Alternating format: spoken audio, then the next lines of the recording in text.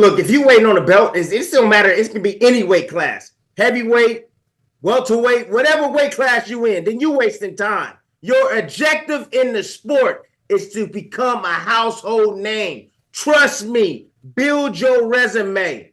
And if you do that, the competition will find you, and so will those damn belts.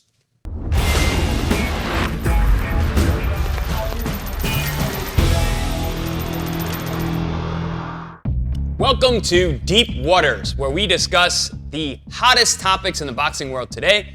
I'm Chris Algieri. I am joined in studio with Paulie Malignaggi here, and then joining us remotely, we've got ESPN analyst Tim Bradley and our guy George Davic.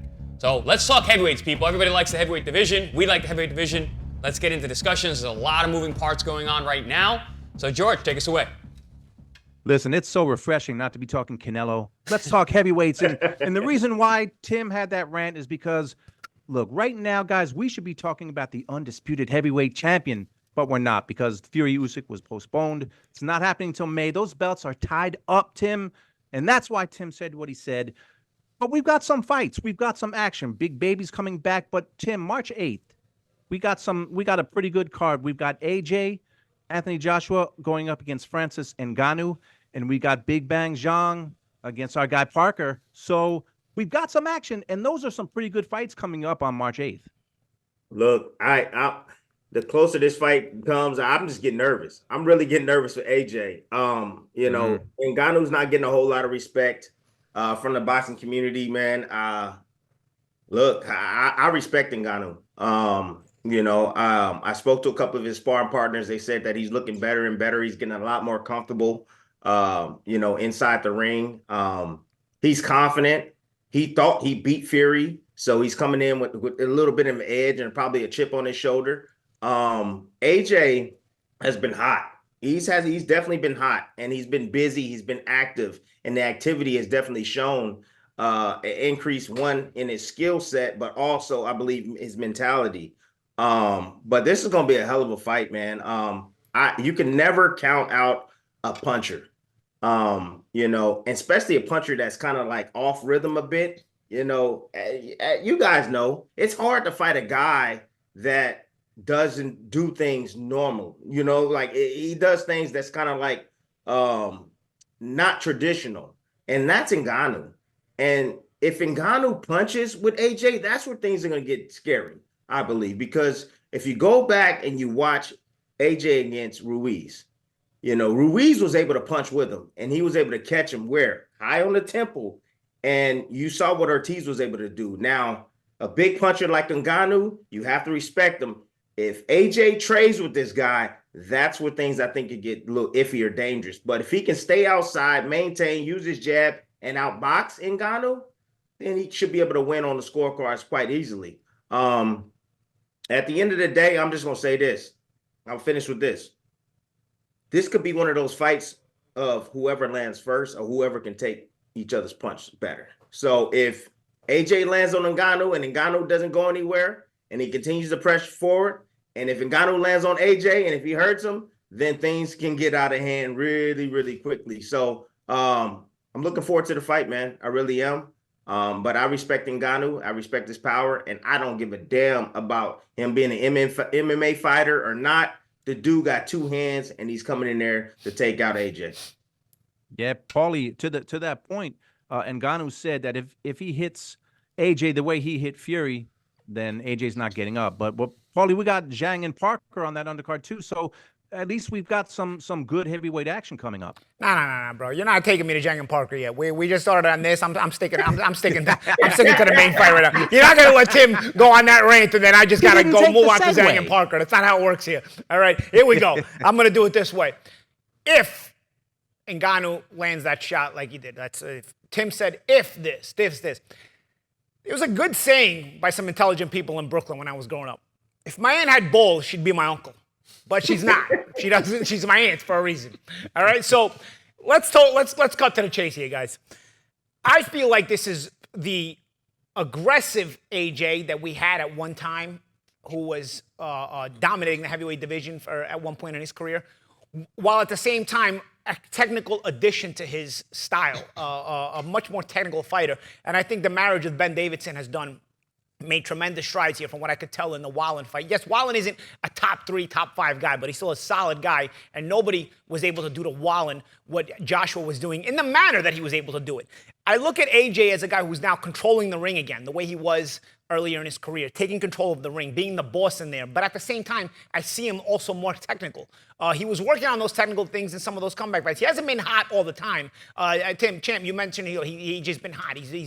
But I don't feel like in the past year when he's been busy, he's been so hot. I feel like he's kind of been getting his bearings back. But I feel like what I saw with Ben Davidson was a change. It was a change even from the fight before. It was a change even from the returning fights that he was getting, coming back winning. I see a more confident AJ. I see an AJ who takes control of the ring, knows how to back you up, knows how to back you up with technique as well as the imposing figure that he has. And honestly, even solid boxers, guys who have experience, guys who we have respected in history, like Mike Tyson and Deontay Wilder and all these guys, when you back them up, their power starts to diminish or is gone completely. I feel like AJ knows how to back up Ngannou, but being that he's got this technical side to him that's more technical, he knows how to back you up from a technical perspective with a rhythm jab, still has the physical size to impose on you when he needs to. You back up a puncher who's a boxer, he's ineffective. You're going to back up a guy who's not a boxer like Ngannou. Ngannou's got good technique. But again, just like most punchers, once you back him up, I don't feel like his power is going to be the same. So I actually give Ngannou a lot of credit for what he's been able to do, and I feel like he's made the best transition from MMA to boxing just because he's figured out the simplicity that it starts with your feet. And I feel like I love that about what he's done, and I feel like I love what Eric Nitzig and Dewey Cooper were able to figure that out in Ngannou's style, or maybe Ngannou figured it out himself. Regardless, it's the first MMA guy that I saw transition his footwork to boxing, so he gets a lot of credit from me for that. But nonetheless, AJ is AJ, bro. And right now, AJ is on a mission to prove something. He's a man on a mission, and he's not going to take anybody lightly. And he knows that he cannot afford to take this guy lightly after the way Ngannou looked against Tyson Fury, regardless of whether you think Fury took Ngannou lightly. I don't see AJ doing that. I see AJ trying to continue to make a statement. I feel like AJ's goal is to once again become the heavyweight champion, and he's not going to get there with half-ass victories. He has to make a statement each and every time. He did that with Wallen. He's got the addition of Ben Davidson, which I think is a great addition. I feel like Ben Davidson is one of the best trainers in boxing right now, and I see a very, very solid statement win for AJ. Chris? Yeah, so there's two major factors that I look at when I'm looking at this fight, and which they also relate to Ngannou when he fought Tyson Fury. Tyson Fury was very inactive, out of the ring. And also, Ngannou was a mystery. But now, the cat's out of the bag. We know Ngannou's dangerous. We know certain things that he does, certain tells, certain things he falls for, certain idiosyncratic stylistic things that he does in the ring. And yeah, Tim, you mentioned fighting awkward strong guys. That was the worst coming up. You got that awkward guy who doesn't follow the rules of boxing. He doesn't do what you're supposed to do. He doesn't fall for feints because he doesn't even see them. But he's also really strong, and he's awkward. He's physical. And that's what Ngannou is. But you know how you beat that? And I know you guys know how you beat that. It's fundamentals. And that's what Joshua's doing really well right now. And this is why Tyson Fury had so much trouble. Because he's not a fundamental fighter.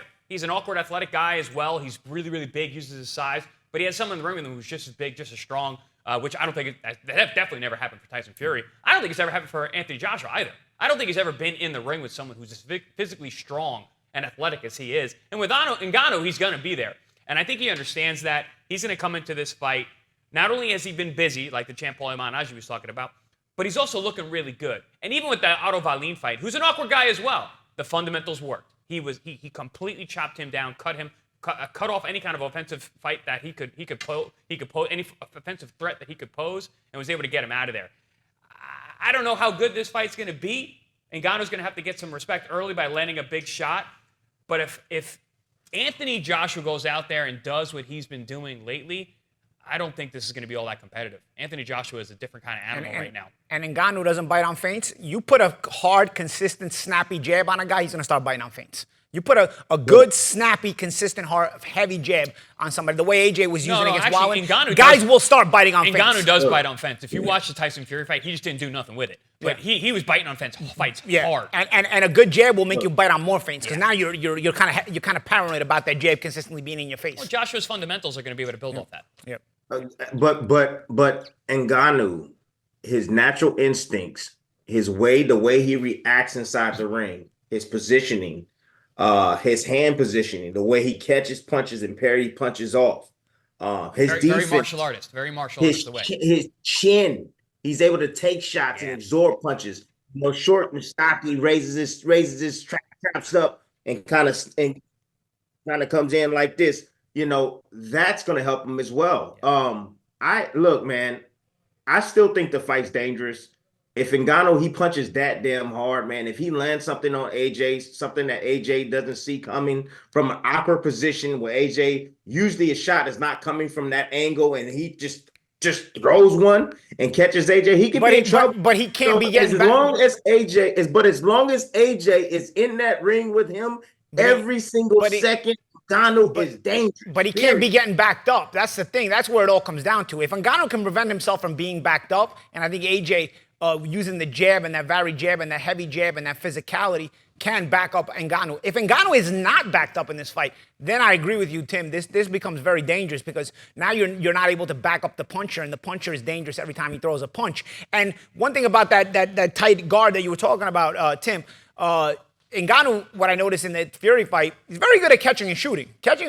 And it's surprising for an MMA guy because MMA guys are typically not catch and shoot guys because when you're that close, they grab, and then they're used to wrestling around and going to the ground and all that stuff. So Ngannou being able to really be adept at catching and shooting, that was really, really impressive. And I think that's got to be one of the methods he's got to end up using to prevent himself from being backed up. Because again, if he gets backed up consistently, his punching power goes out the window. It's harder to be a puncher when you're going backwards. But at the same time, AJ's jab and the way he's been using it fundamentally and all that other stuff, and knowing how to follow with hard punches and combinations, that also becomes dangerous because the jab can eliminate your catch and shoot ability. It's harder to catch and shoot on a guy with a good jab because he feints with it, he's rhythmic with it, and the catching and shooting, half of that is anticipation. That's why you can catch and shoot and not just catch. So I'm going to catch and shoot, Paulie. Go ahead. Go for it. I'm going to catch and shoot real quick here. I'm going to catch and shoot to Teofimo Lopez. We're going to get back to this, but ProBox TV is where it's at. Teofimo Lopez is going to tell you that ProBox TV is the place to be. What's up, everybody? It's Teofimo Lopez, The Takeover, and you're watching ProBox TV on the Boxing Channel. Let's go. So we're going to close this subject really quick, but one thing I want to throw out there, guys, I know how a lot of fans think, and it's boxing versus MMA. Boxing fans were dumping all over Tyson Fury. You guys as fighters, does AJ have something to uphold with boxing? He's going up against an MMA guy. I know he's a boxer now, but he made his bones as an MMA fighter. So, Tim, do you feel like AJ's got to make boxing shine against this former MMA guy? Damn right. Damn right he does. And Fury embarrassed us. Absolutely. AJ, I believe, is that guy that can do that. Just like Paulie said, I mean, he's coming into the ring confident. His fundamentals definitely has gotten better. But yeah, he has to uphold and let these MMA guys and MMA fans know that, hey, you just can't cross over and come to the top like Ngannou was doing. Now, if AJ gets embarrassed or embarrasses us, then we got a huge problem, Houston. Ngannou needs to be respected, like I said. But yeah, he definitely has something to uphold. And I hope and pray that not only is he taking this fight seriously, but him and Ben Davison in his camp, they come up with a great game plan to defuse the bomb. Well, Paulie, Chris, before we move on, what do you guys think about that? Do you feel the same way as Tim? Paulie? I think the cat's out of the bag with Ngannou, so it's not like you're being caught off guard now. You know he's a real deal. He's not just somebody you can walk through. I think boxers, for the most part, Mayweather, even Jake Paul to a degree, look at MMA guys like they're just free lunch. You know what I mean? They bring a lot of money because they have an idiot fan base that will watch them even doing swimming contests. So you can, anytime you bring a big name MMA fighter to boxing or anything, a chess tournament, anything, the whole MMA community will watch. So it's almost like it's free lunch for the boxers. But I think Ngannou changed that perception a little bit, at least about himself. And I think for that reason, there's no excuses to take him lightly. There's no excuses to not look good. So I think there is a certain amount of pressure on AJ. But at the same time, I think AJ is also going to show why somebody like Ngannou, who has potential, should still take the slower way up the ladder and not go right to the top, because he's going to show him what happens when you go to the top and you're ill-prepared. Yeah, I'm gonna take a little bit of a different stance. I met Francis probably about 6 or 7 years ago at Extreme Couture's in Las Vegas, and he could not stop talking about boxing. He said, "I wanted to be a boxer. That's really what I want to do." Even back then, and this was when he was at the height of his MMA career. I don't think he was champion yet at that point, but he was so elated to speak to an actual boxer while we were in an MMA gym myself. And so in my eyes, I look at him as much differently than the other MMA guys who are making the transition over. I think he is actually a guy who wanted to box but went the MMA route just because of opportunities and what he had in front of him. But this is where he always wanted to be. And that's why he looked so damn good when he fought Tyson Fury. He looked like a boxer. Actually, when they were in the ring together, I remember watching on the outside and being like, Ngannou looks more like a boxer than Tyson Fury does at this point.